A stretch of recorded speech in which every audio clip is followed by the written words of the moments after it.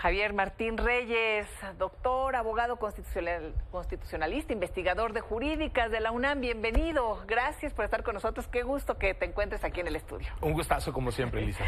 Oye, querido Javier, ¿cómo entender todo este merequetengue de la elección judicial? Y lo digo así porque ha habido distintos procesos jurídicos combinado con declaraciones políticas y con acciones pues de desacato también. Totalmente. Y también con suspensiones muy cuestionables. En fin, a ver si podemos ir entendiendo en qué momento nos encontramos ahora desde la óptica de un conocedor de todo lo que está sucediendo y no de las partes. Sí, Elisa, mira, como tú bien dices, esta es una situación que ya se complicó muchísimo. Sí. La primera razón es, hay que recordarlo, esta es una reforma que está muy mal diseñada en los aspectos operativos. Quien la redactó realmente no tenía un conocimiento de cómo funciona ni el sistema judicial ni el electoral. Sí. Y es una reforma que genera una enorme cantidad de afectaciones y violaciones a derechos. Se presentaron una enorme cantidad, un verdadero alud de impugnaciones ante juzgados de distrito, el Tribunal Electoral, incluso la Suprema Corte de Justicia. Y yo te diría, dentro de este conjunto de impugnaciones hubo mucha irresponsabilidad de dos tipos de tribunales.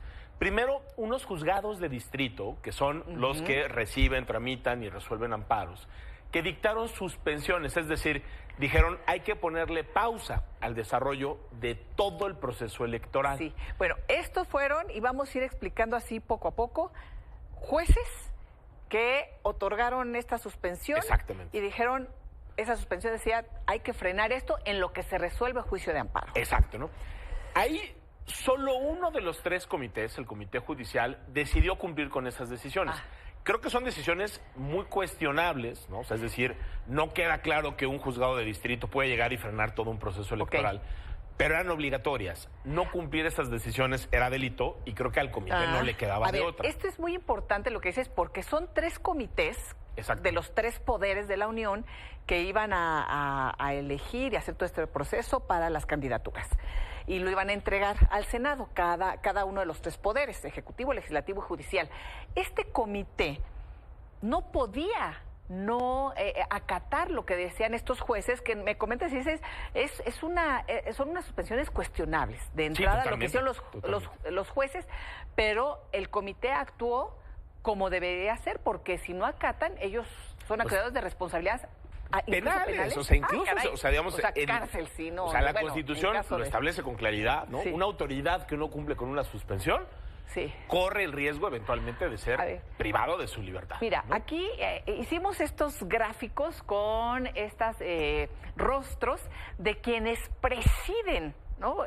Las instituciones. A ver, para hacerlo más didáctico, podemos decir entonces que el Tribunal Electoral de Mónica Soto, o sea, TEPJF es el Tribunal Electoral, Tribunal Electoral del Poder Judicial de la Federación de Mónica Soto. Y digo de Mónica Soto porque es la magistrada presidenta, quien preside, ¿no?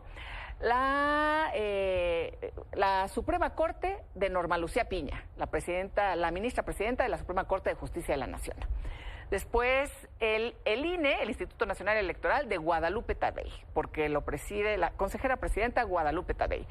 Y el Senado de la República de Gerardo Fernández Noroña, porque en estos momentos es el presidente del Senado. Ahí están estas partes que es importante visualizarlas porque cada una de estas figuras ha jugado un papel muy, muy importante en el meollo en el que estamos metidos.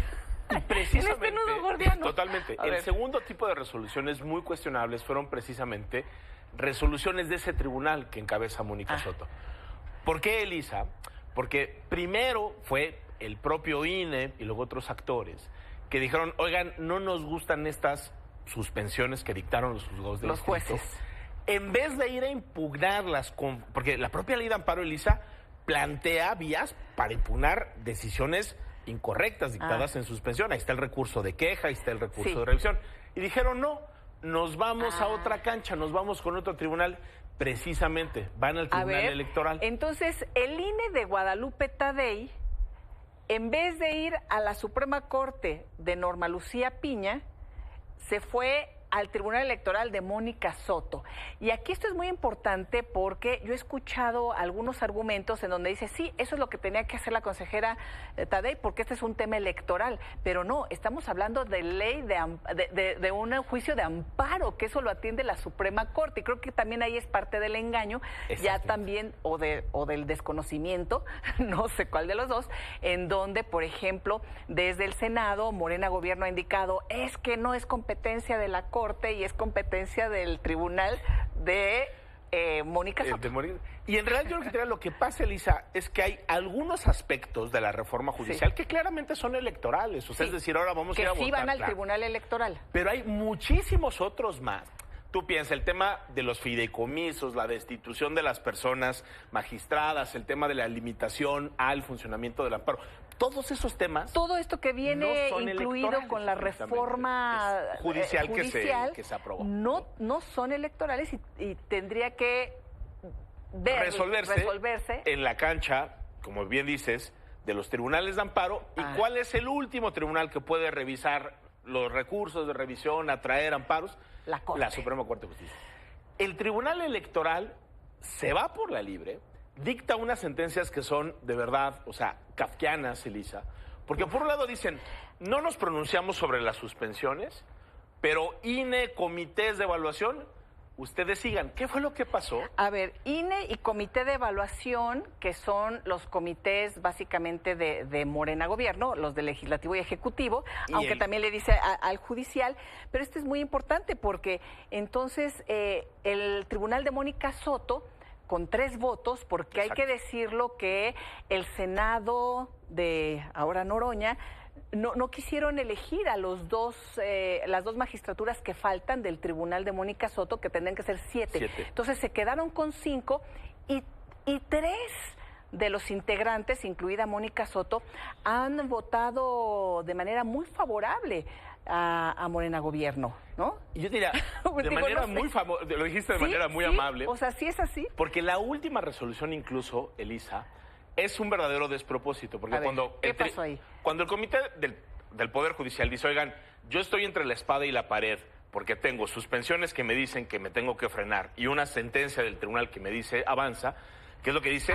Esto lo tiene que resolver la Suprema Corte de Justicia. Cuando te dice se va por la libre, ahí ponen entredicho a este comité judicial que después renunciaron, pues sí, porque si no iban a incurrir incluso hasta en delitos, no sé, estaban entre la espada y la pared, pero dice, están entre la espada y la pared porque los jueces dicen suspende, no puede seguir con el proceso. Y por otra parte, el Tribunal Electoral le dice, no, tú debes de seguir. Entonces el comité dice, ¿qué hago?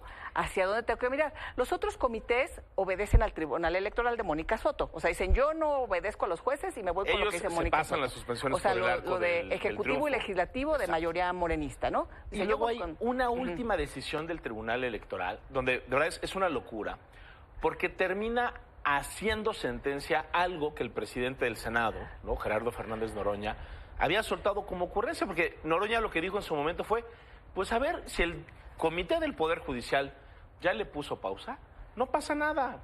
Agarramos nosotros la lista de los candidatos que se metieron al Comité del Poder Judicial y ya no va a ser el Poder Judicial, sino el Poder Legislativo a través del Senado el que designa quiénes van a la boleta. Que fue lo que vimos.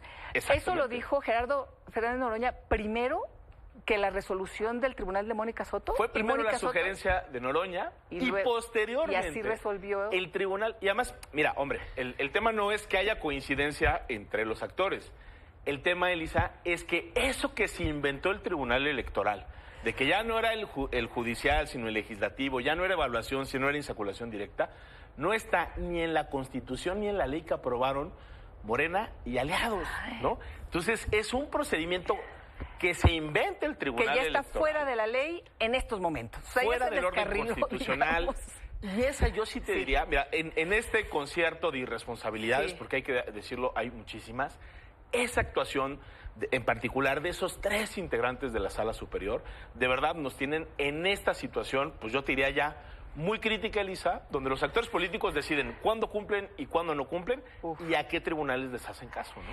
Bueno, ahorita se acaba el tiempo el día de hoy, pero esto continúa querido Javier. Ojalá podamos seguir platicando de esto, doctor, porque, bueno, finalmente lo que va a suceder es que, pues, o se integran a los candidatos que ya decidió el Senado de Noroña a través de la bolitas, ¿no? De la insaculación, de la tómbola, o se van nada más con los del Legislativo y Ejecutivo, pero ya dijo Gerardo Fernández Noroña que van a ir todos. Entonces seguramente pues no va a importar ya lo que diga la Corte, pero viene, y con eso quiero cerrar rápidamente, un proyecto del ministro Gutiérrez Ortiz Mena, ¿verdad? Sí, a ver. Que podría echar para atrás todo. Ese proyecto está circulando una versión, Sí. no sabemos si es la definitiva. Sí, vamos a ver. Y de alguna manera lo que hace el proyecto de Gutiérrez Ortiz Mena es decir, estuvo muy mal la actuación del Tribunal Electoral, también critica la decisión de los jueces de amparo que dieron Que tú coincides. Yo estoy totalmente de acuerdo. Sí. Y sí creo que tiene que ser la Corte la que se pronuncie. Y más allá de lo que diga Noroña y de que si mandan las listas o no, hay que recordar que quienes están obligados a determinar quién está en la boleta, imprimir la boleta y toda la logística electoral es el INE. Y ojalá, Elisa, si la próxima semana hay una sentencia de la Corte, sea cual sea la decisión, no veamos al INE de Tadei diciendo, pues yo no le hago caso a la Suprema Corte, porque eso también me parecería una verdadera aberración. Uy. Bueno, muchísimas gracias, querido doctor. Al contrario, un gustazo como Bueno. siempre.